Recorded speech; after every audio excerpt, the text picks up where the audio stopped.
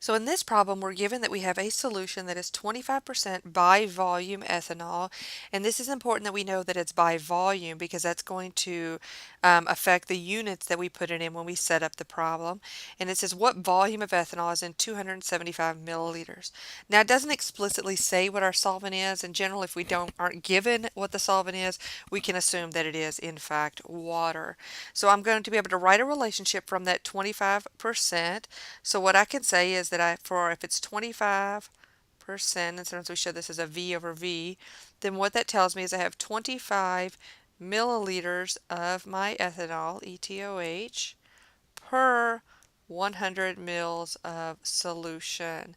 So in that 100 mils of solution, that includes both the ethanol, so the solution is ethanol plus the water. So the solution includes both of those. So here's the relationship I get. Now I can use this when I'm solving my problem. So just like when I use molarity, I can use that as a relationship of moles per liter. My percent by volume is really no different. I write out the relationship.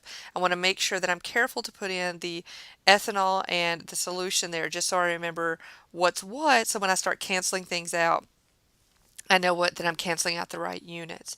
So we go back to our problem and we see we have 275 milliliters of solution.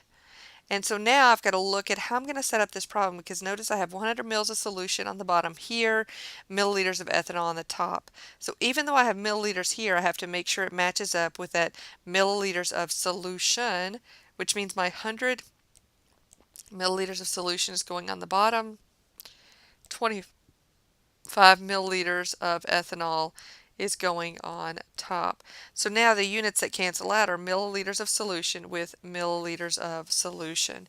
And now I can do the math, and I take 275 times 25 divided by 100, and I get 68.75 milliliters of ethanol.